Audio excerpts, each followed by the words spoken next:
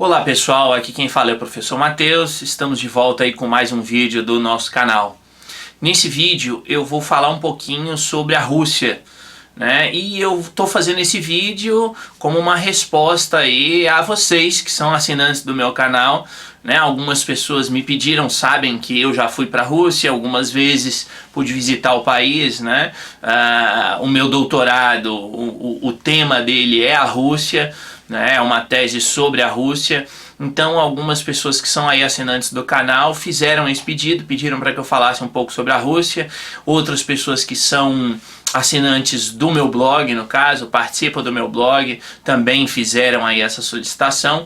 Então eu vou aí tirar aqui alguns minutos aí para poder falar um pouquinho sobre a Rússia, né?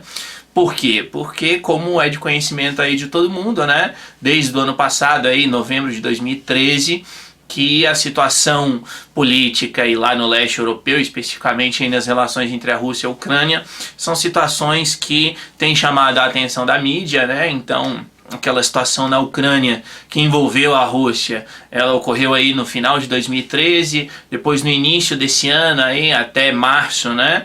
Com aí a questão da Crimeia e aquela disputa entre os dois países. E aí, semana passada aí tivemos aí novamente, né, a Rússia e a Ucrânia voltando à mídia, né, como todo mundo sabe aí, no acidente o avião aí da Malaysian Airlines, infelizmente aí caiu lá no leste da Ucrânia.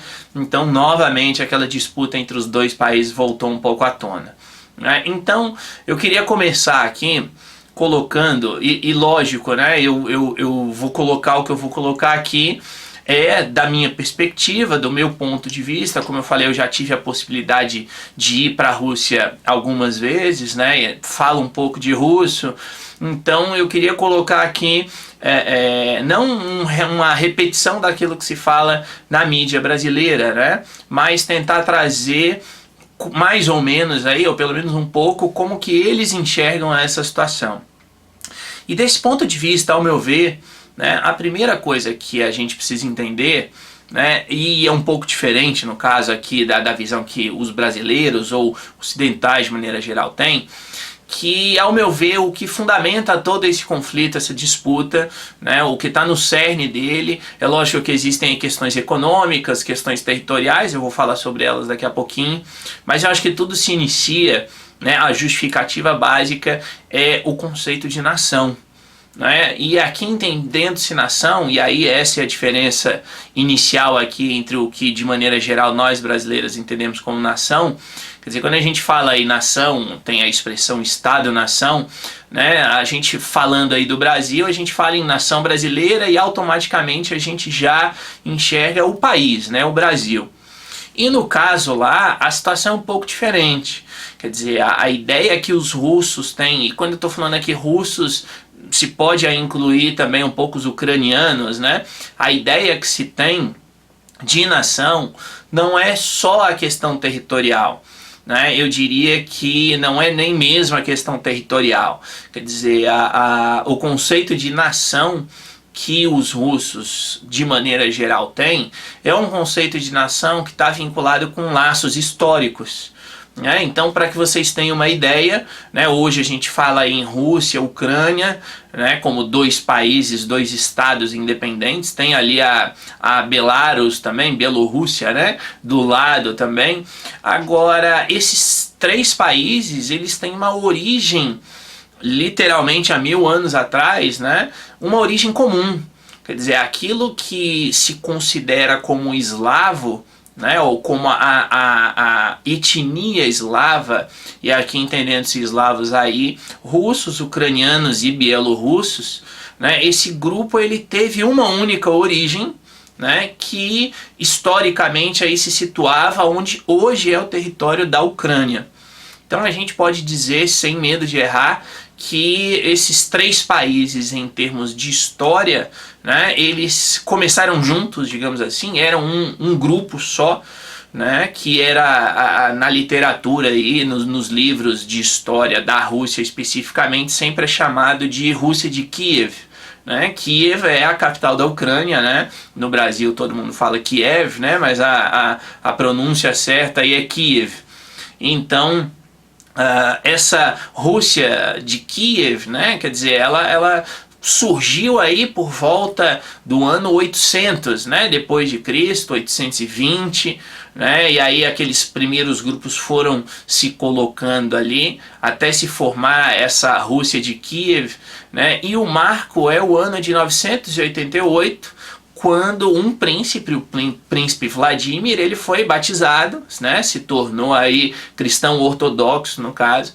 Então a partir daí surgiu esse grupo eslavo, digamos assim, né? Depois eu não vou entrar aqui em detalhes aí do que ocorreu ao longo do tempo, é claro, né? Eu estou falando aí de uma história de 1000 anos, né? Então teve aí depois a invasão dos mongóis, os mongóis invadiram esse território, né? Então houve um período aí de domínio mongol, né? Depois desse domínio mongol aí já não mais a cidade de Kiev era o centro, mas aí a cidade de Moscou, né? Que hoje é a capital da Rússia, passou a ser o centro do país, né? E aí surgiu o Império Russo propriamente dito, né? Depois veio o período aí já no século XVIII, né? do Pedro o Grande, depois a Catarina a Grande também, e aí eu acho que já é um pouco mais de conhecimento comum aí no século XX, né? O surgimento da União Soviética lá depois da Primeira Guerra Mundial, e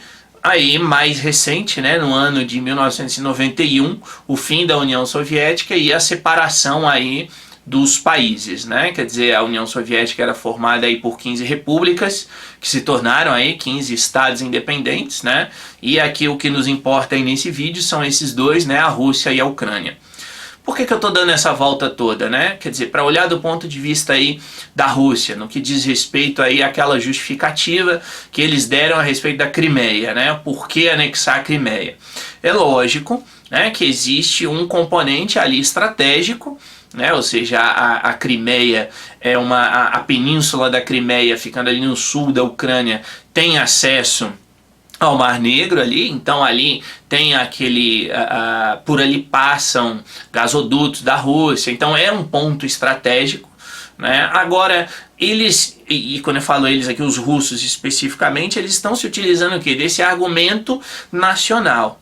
Quer dizer, qual é o argumento nacional? E eu creio que todos vocês tenham visto aí, né, na televisão a respeito de que a Rússia estaria protegendo seus cidadãos. Quer dizer, eles enxergam desse jeito, eles veem ou eles visualizam aquelas pessoas que têm um determinado conjunto de características como sendo cidadãos russos, né? Então existe aí a questão clara de ser falante da língua russa, tem a questão de ser um cristão ortodoxo, tem a questão lá de descendência russa, né, de pais ou avós serem russos, né? E isso então foi um dos elementos, né, que justificou aí a atuação da Rússia.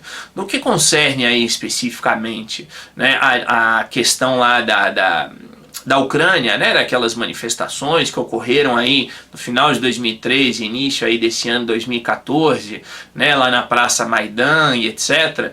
Né, quer dizer, o que motivou ali é a questão do acordo, né, quer dizer, se a Ucrânia faria um acordo comercial mais favorável com a União Europeia de um lado, ou se faria com a Rússia de outro lado.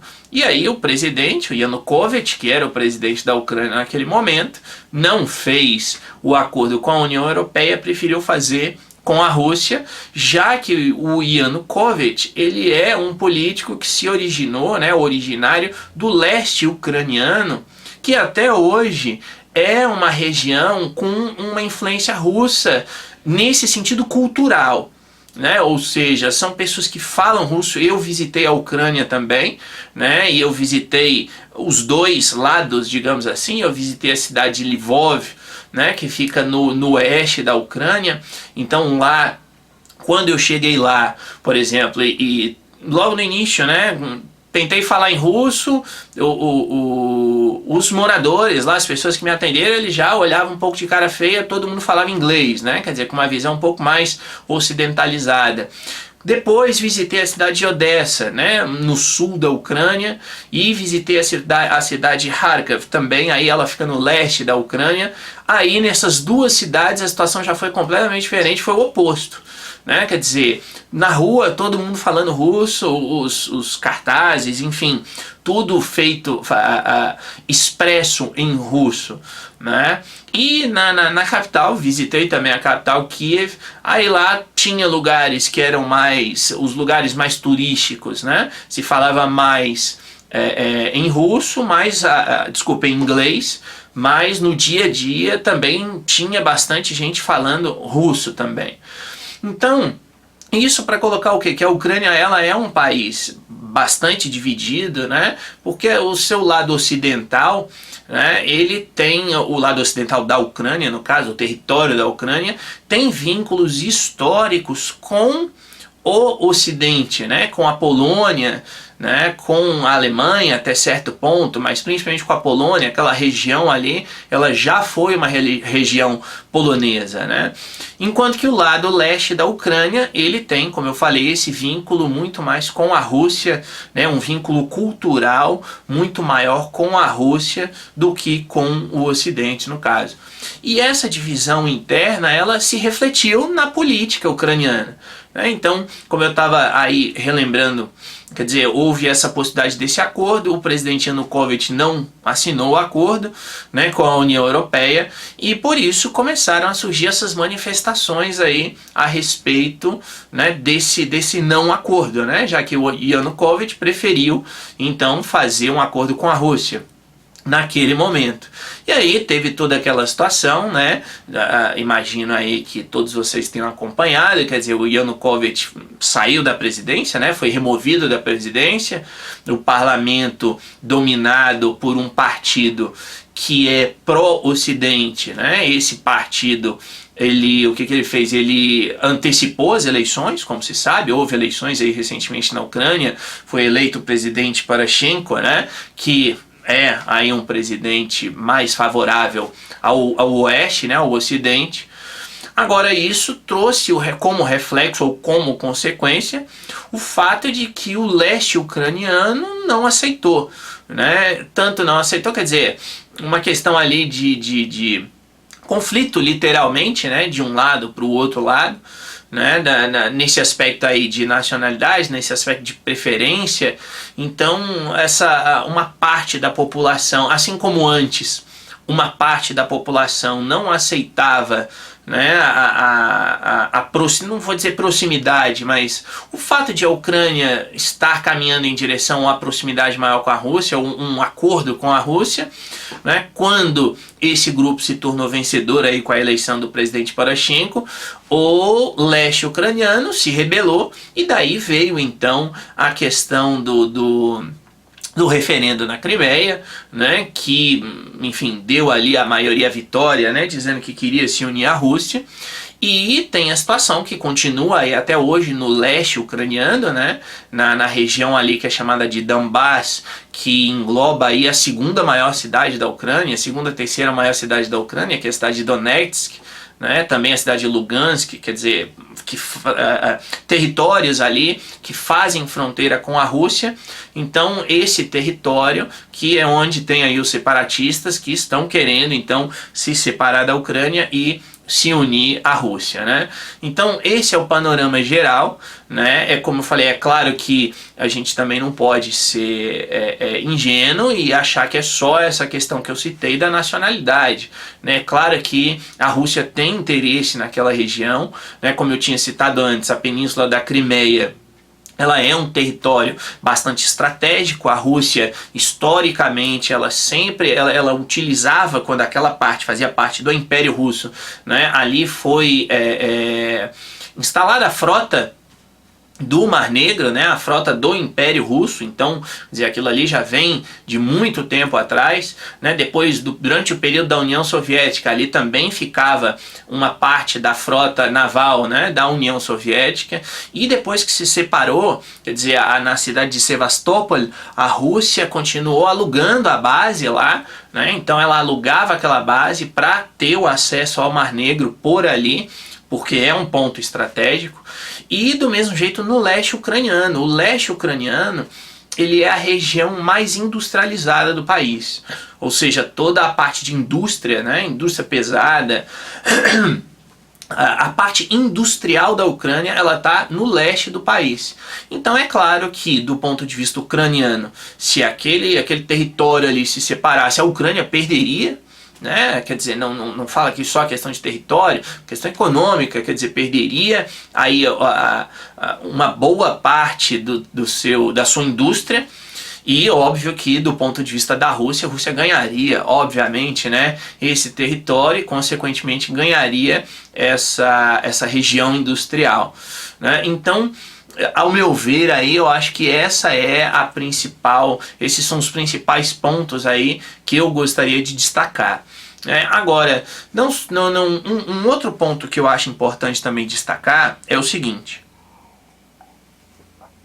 E um ponto aqui do qual eu pessoalmente discordo, né? Porque a mídia aí, eu vi alguns programas e etc, falando que é um movimento imperialista da Rússia, né? Quer dizer, colocando toda a responsabilidade dessa situação em cima da Rússia, como se a Rússia fosse o grande bicho papão e o Ocidente fosse o lado bonzinho da história que quer defender os fracos e oprimidos, né? Quer dizer, nós sabemos que não é bem assim, né? Quer dizer, a Rússia, imaginem aí, né? Quer dizer, a Rússia, como eu falei, desde 1000 anos atrás, né? Aí talvez um pouquinho menos, o período do Império Russo aí, desde o século 17, os últimos 400 anos, né? Aquele território, aquela região vem sendo uma região de influência russa, né? Quer dizer, basicamente a área que era ocupada pela União Soviética aí, né, era a mesma área do Império Russo, um pouquinho menor. Então aquela região ali é uma região de influência russa, tradicionalmente sempre foi, né? Então, de um certo ponto de vista, o que a Rússia começa a enxergar? Ela começa a se enxergar, a se ver um tanto quanto acuada, né? Porque, e aqui entremos um pouquinho aí na questão de segurança dos países, quer dizer, você está vendo que a OTAN, né, que sempre foi aí do ponto de vista militar, né, o grande oponente da União Soviética e do Pacto de Varsóvia na época da Guerra Fria. Então a OTAN vem abocanhando aí os países que antes estavam ali na sua área de influência, né? Quer dizer, tinha a União Soviética, tinha a Polônia, tinha a Hungria, tinha a Tchecoslováquia, né, Romênia. Então esses países, eles começam, que eram área de influência, começam a sair dessa área de influência. E aqui eu não estou entrando no mérito do porquê, né, esses países estão saindo. O fato é que esses países começam a sair, a OTAN começa a se aproximar da fronteira russa, né, e mais ainda começa a se aproximar daquela fronteira que historicamente sempre foi vista pelos russos como seu próprio território. Também não entro no mérito aqui se isso é certo ou errado, né, pensar desse jeito, né, se era mesmo, quer dizer, quando a gente olha do ponto de vista histórico, era a parte do Império Russo. Então aquele território ali começa a ser abocanhado, ou começa a ser desejado pelo Ocidente, né, pelos países ocidentais. Da mesma forma a União Europeia, quer dizer, a União Europeia hoje ela abriga países, né, que antes faziam parte do bloco socialista, né? Então você começa aí a ver esse avanço, você russo no caso, né? Começa a ver esse avanço frente à sua área de influência. Então é claro que isso causa algum tipo de reação. E também não dá para se esquecer, é óbvio, que os países ocidentais têm interesses, né? Quer dizer, não são, diferentemente daquilo que se passa, né? Quer dizer, é tudo uma questão de interesse entre esses dois blocos, cada bloco lutando por uma área de influência, né? E no caso ali, o que ocorre é que a Rússia, do ponto de vista dela, é claro, está defendendo aquilo que ela considera como sendo, não necessariamente dela, né, mas como a área de influência que ela possui, né, ou que ela historicamente, aí nos últimos 400 anos, que ela possuiu, né? Então, Isso é importante ter em mente, né? Quer dizer, não entendo como uma questão de agressão, não entendo como uma questão de imperialismo, né, como algumas pessoas inclusive colocaram naquele momento, a possibilidade de uma guerra, né, de que, enfim, tivesse aí alguma escalada, alguma coisa. Eu não vejo desse jeito, né? Eu acredito que seja muito mais uma questão aí, lógico, de influência, uma questão econômica, uma questão militar, uma questão nacionalista, né, no sentido que eu apresentei antes, mas eu realmente não vislumbro assim nenhum tipo de um passo maior, até mesmo porque um passo maior no sentido militar, né? Até mesmo porque é necessário verificar aí dois pontos, né? Olhando especificamente nesse ponto de vista militar. O primeiro é que quando lá a Crimeia, né, ela declarou a sua independência e ela se unificou à Rússia, né? Os países ocidentais, né, levantaram sanções econômicas, fizeram aquele auê todo, mas nenhum deles cortou nenhum tipo de relação, né, principalmente relações econômicas com a Rússia em si. Né? Então é uma questão, ao meu ver, um pouco mais de retórica. Né? Também não entro no mérito se ela está certa ou se ela está errada, mas ao meu ver é uma questão, claro, de os Estados Unidos irem lá e falar, olha, é um absurdo, vamos lançar sanções, etc., mas não corta relações com o país. Né? E aí vem o segundo ponto, quer dizer, não corta relações com o país, por quê? Porque querendo ou não querendo, a Rússia é um parceiro econômico importante, principalmente para a Europa, né? E dentro da Europa, principalmente para a Alemanha, desculpa, principalmente para a Alemanha e para a própria Ucrânia. Quer dizer, é claro que de um ponto de vista, a Rússia tem um problema porque os seus gasodutos e seus oleodutos cortam o território ucraniano e polonês para poder chegar na Alemanha, por exemplo. Né? Agora, por outro lado, a Alemanha e a Ucrânia, e aqui eu vou me limitar a esses dois, fora outros países como a Polônia, como a Hungria, né, são países que compram gás da Rússia. Né? Então a Rússia são países que dependem desse ponto de vista, né? Uma questão aí de energia, no caso, né? O gás aí como um recurso energético, esses países dependem. Então a margem de manobra que esses países têm para pressionar a Rússia também não é assim uma margem de manobra muito grande.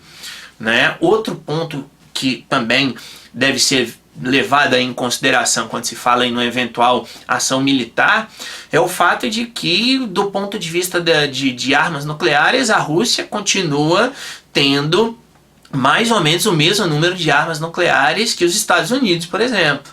Né? Ou seja, em número total de ogivas nucleares, a Rússia tem mais ogivas que os Estados Unidos.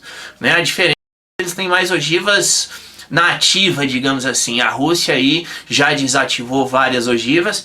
Por outro lado, a Rússia compensa isso porque ela tem mísseis, foguetes que são capazes de levar mais de uma arma nuclear ao mesmo tempo. Né? Então, desse ponto de vista, né, é uma questão aí que deve ser pensada. Outra questão, né, o próprio exército russo, ainda que seja questionável aí, ou seja possível fazer alguns questionamentos em termos de avanço tecnológico, mas em termos numéricos, né, o exército russo numericamente é muito grande e ele é capaz de não apenas se defender, como atacar alguma eventual invasão, alguma guerra, alguma coisa assim, né, pelo menos ali do ponto de vista da Europa. Então, não é, quer dizer, a Rússia não é, né, um país pequeno, e aqui me perdoem aí pelo trocadilho, né, não falo só na questão territorial, óbvio que é o maior país do mundo, mas em termos da sua importância, a Rússia aí do ano 2000 para cá, ela não é mais aquela Rússia da década de 90. Né? Ou seja, a Rússia na década de 90, quando acabou a União Soviética, era um país que teve decréscimo do PIB, né? Teve aquela taxa de crescimento do PIB, no caso negativa, como se fala, semelhante a país que estava em guerra.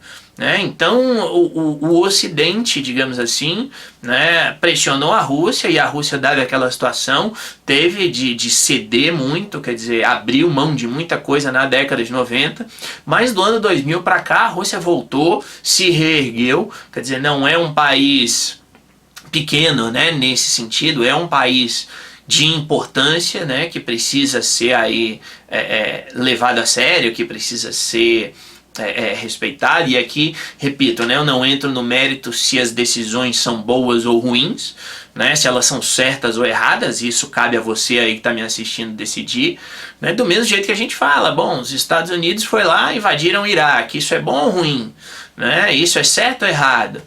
Então isso aí eu deixo para que vocês reflitam, né, para que vocês pensem, mas eu espero aí ter contribuído, eu quis passar aí uma visão mais geral e, como eu falei, um pouquinho mais do ponto de vista da Rússia, né, para tentar aí tirar um pouco essa ideia de que a Rússia, como eu falei antes, né, que a Rússia é o bicho papão da história, porque não é, né, quer dizer, não tô também, óbvio, dizendo que a Rússia é tadinha da Rússia, ela, né, de jeito algum, quer dizer, todo mundo ali é briga de gente grande, né, como se fala, então todos têm os seus interesses, né, não tem ninguém ingênuo ali envolvido na história. Então é isso, pessoal, eu espero aí que tenha contribuído aí com alguma coisa, né, para vocês, né, se vocês... Espero que tenha suscitado dúvidas também, né? Porque tendo essas dúvidas aí, entrem aqui, voltem aqui no meu canal, deixem aí embaixo, né? Aí nos comentários as dúvidas, os comentários, as sugestões, se vocês tiverem aí sugestões de outros vídeos, né? Como eu falei no início, esse vídeo aqui eu tô fazendo é porque algumas pessoas me pediram, né? Já tem mais outros 2 aí na fila que eu vou fazer aí finzinho desse mês de julho, início do mês de agosto aí de 2014, vou fazer mais vídeos aí que o pessoal pediu, tá? Então se vocês tiverem dúvidas, se vocês tiverem críticas, se tiverem sugestões, escrevam aí nos comentários aqui no meu próprio canal aqui no YouTube, né? Ou visitem aí o meu blog, né? profmateus.com, né? Sempre lembrando aí, né? profmateus, Mateus com TH. Então visitem lá meu blog, profmateus.com. Tem a minha página no Facebook também, né, que é facebook.com/profmateus. Né, e o próprio aqui canal do YouTube, né, assinem o canal, não se esqueçam aí de assinar o canal, compartilhem o vídeo aí caso vocês tenham gostado, né, e deixem aí seus comentários e agradeço aí por vocês estarem assistindo. Até a próxima!